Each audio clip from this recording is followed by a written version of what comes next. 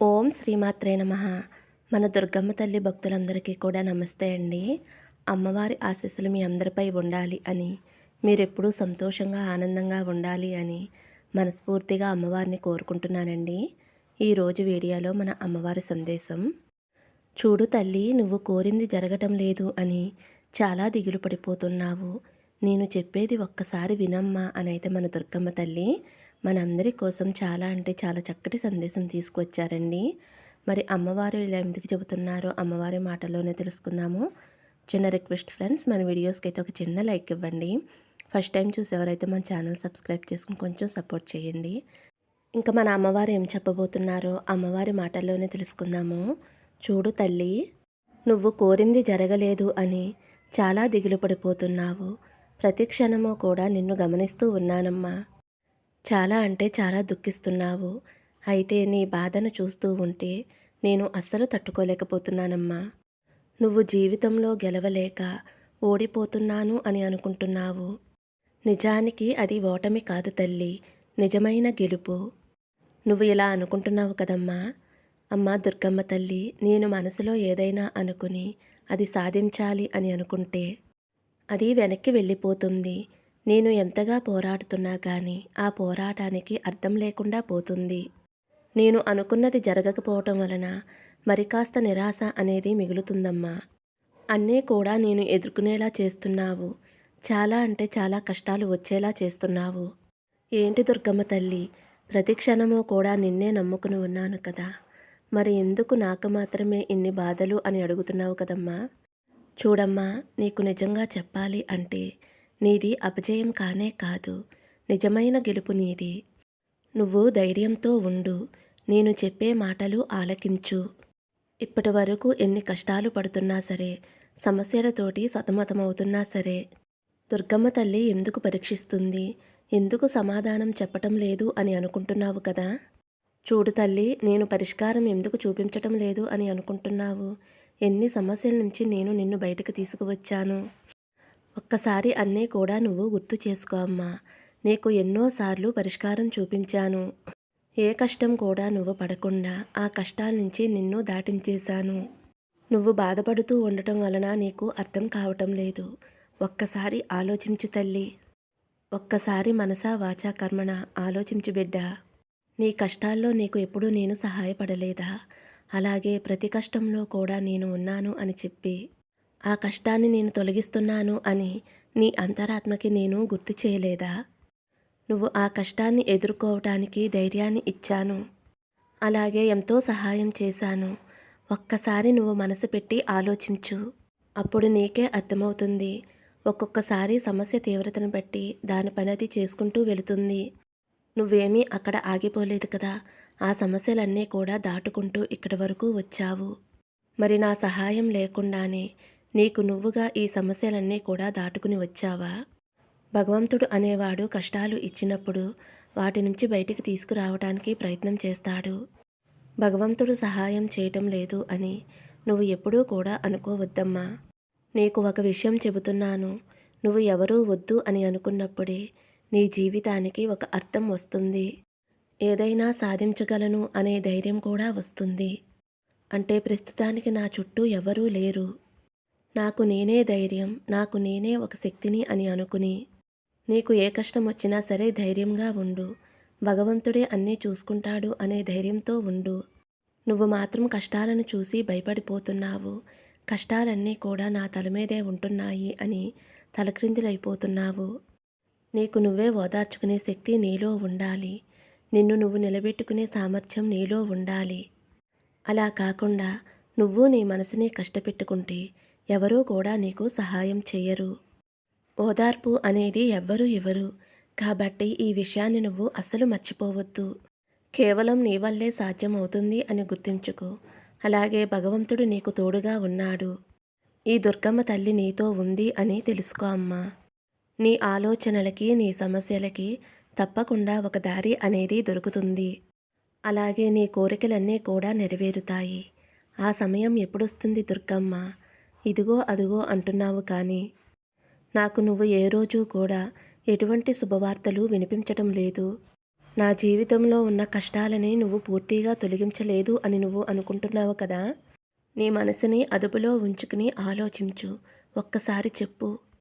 నీ కష్ట సమయంలో నీ దుర్గమ్మ తల్లి నీకు చెయ్యందించలేదా? అలాగే నీ ప్రతి కోరిక కూడా నెరవేర్చింది. ఏదో ఒక కోరిక నెరవేరనప్పుడు, అది కొంచెం ఆలస్యమైనప్పుడు, నీకు నువ్వుగా దుఃఖభరితగా ఉంటూ, నిరాశకు గురైతే అది చాలా తప్పు. అన్నీ మనం అనుకున్నట్టు అయితే అది జీవితం అవ్వదు. ప్రతి క్షణం నీకు ఎదురైనది ప్రతిదీ కూడా మధురానుభూతిగా నువ్వు చెందాలి. ఏ సమస్యనైనా సరే సంతోషంగా స్వీకరించే శక్తి నీలో ఉండాలి. అప్పుడు నువ్వు వెళ్ళే దారి అంతా కూడా ఒక పూలబాటగా కనిపిస్తుంది. అలాగే నీకు ఎప్పుడైనా కష్టం అనిపిస్తే ఈ దుర్గమ్మ తల్లి నీకు తప్పకుండా సహాయం చేస్తుంది. చేస్తూనే ఉన్నాను. అది నువ్వు ఒక్కసారి గుర్తు చేసుకో. నీ కష్టాలన్నీ కూడా అన్నీ ఒక్కొక్కటిగా తీరబోతున్నాయి. కొన్ని కష్టాలు సమస్యలు అనేవి ఉన్నాయి. అవి కేవలం నీకు మాత్రమే కాదు, నీ చుట్టూ ఉన్నవారిలో కూడా ఉంటాయి. ఈ జీవన శైలిలో కష్టసుఖాలు అనేవి సర్వసాధారణం అని నీకు తెలియదా? దీని గురించి నీకు తెలుసు కదా, మరి ఎందుకు అంతలా బాధపడుతున్నావు? కష్టాలు అనేవి అందరికీ కూడా సర్వసమానమే. ఏ జీవికైనా సరే కష్టాలు అనేవి తప్పవు. ఇప్పుడు నువ్వు కష్టపడుతున్నావు అంటే తప్పకుండా నీ జీవితంలో సంతోషకరమైన రోజులు వస్తాయి. నువ్వు ఆనందంగా ఉంటావు అని తెలుసుకో. అంతేకాని ఈ కష్టాలు సమస్యలు ఎప్పుడూ కూడా నాతోనే ఉంటాయేమో, ఎప్పుడూ నా జీవితం ఇంతేనేమోనని ఆలోచిస్తూ కూర్చోవద్దు. ఇలా ఎప్పుడూ కూడా ఆలోచించవద్దు. ఈ దుర్గమ్మ తల్లి నీకు మంచి జీవితాన్ని ప్రసాదించింది. నువ్వు ఆనందంగా ఉండటానికి, సంతోషంగా ఉండటానికి ప్రతి క్షణము కూడా నేను నీకు సహాయం చేస్తున్నాను. బాధలు కష్టాలు చూసి నువ్వు దుఃఖిస్తూ ఉంటే నీ జీవితం ఇక్కడే ఆగిపోతుంది. నువ్వు వెళ్ళే దారి పూలబాటగా మార్చుకోవాలి. నీలో ధైర్యం ఉంటే ఏ పనైనా చేయగలవు. నేను చేయగలను అని అనుకుంటేనే చేస్తావు. అది నీ ఆలోచన బట్టే ఉంటుంది. కాబట్టి దేనికైనా సరే నువ్వు ఎదురు నిలబడాలి. దేని గురించి కూడా భయపడకూడదు. నీకు ఏ జీవితాన్నైతే భగవంతుడు ప్రసాదించాడో ఆ జీవితాన్ని నువ్వు సంతృప్తిగా జీవించాలి. నువ్వు అనవసరమైన ఆలోచనలు పెట్టుకుంటున్నావు కాబట్టి ఆ ఆలోచనలు నిన్ను తినేస్తున్నాయి. నీ పూర్తి బాధ్యత నీ దుర్గమ్మ తల్లి తీసుకున్న తర్వాత ఇంకా నువ్వు ప్రశాంతంగా ఉండకపోతే ఏమిటి లాభం? భగవంతుడిపై నీకు నమ్మకం లేదనే కదా అర్థం. అంటే భగవంతుడు నీ అవసరాలు తీర్చే ఒక వస్తువులానే చూస్తున్నావా? తల్లి, నువ్వు నన్ను చూస్తున్నావా, నా కష్టాలు తీరుస్తావా అని నువ్వు నా దగ్గరికి వచ్చి అడిగినప్పుడు దాని అర్థం ఏమిటి?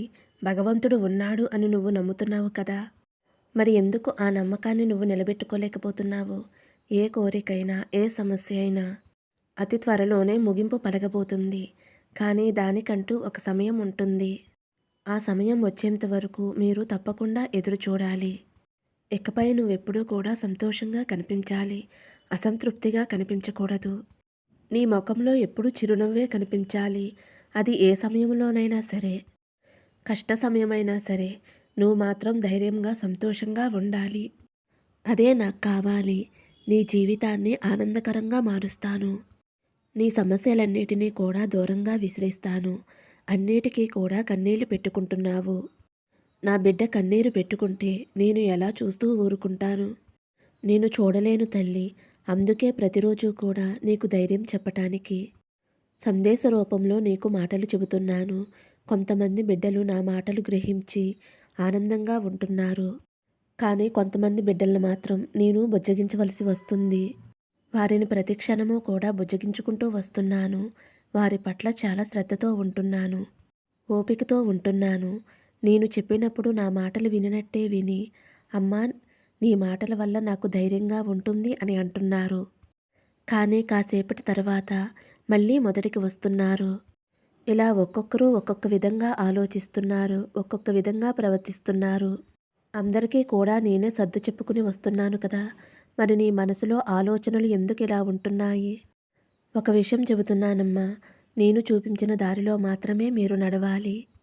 మీరు మీ దారి ఎంచుకుంటే నేనేమీ చేయలేను. మంచి బాటలో పయనించండి. నేను చెప్పినట్టుగా మీరు వినాలి అని ఈ దుర్గమ్మ తల్లి ఎప్పుడూ కోరుకుంటుంది. నీ జీవితంలో నువ్వు కోరింది నెరవేరలేదు అని నువ్వు ఎప్పుడూ కూడా దిగులుగా ఉండవద్దు. అతి త్వరలో నీ కోరిక నెరవేరబోతుంది. నీ మనసులో మెదిలే ప్రశ్నకి సమాధానం దొరుకుతుంది అనుకుంటున్నాను. నువ్వు సంతోషంగా, ఆనందంగా ఉండాలి. నీ దుర్గమ్మ తల్లి నీ నుండి ఇదే కోరుకుంటుంది. ధైర్యంగా, సంతోషంగా ఉండు తల్లి అనైతే మన దుర్గమ్మ తల్లి మనందరి కోసం చాలా అంటే చాలా ధైర్యాన్నిచ్చే సందేశం ఇచ్చారండి. మరి ఈ సందేశం మీ అందరికీ కూడా నచ్చింది అనుకుంటున్నాను ఫ్రెండ్స్. నచ్చితే ఒక చిన్న లైక్ ఇవ్వండి. కామెంట్‌లో ఓం శ్రీమాత్రే నమః అని కామెంట్ చేయండి. ఓం శ్రీమాత్రే నమః. ఓం నమః శివాయ. జై శ్రీరామ్.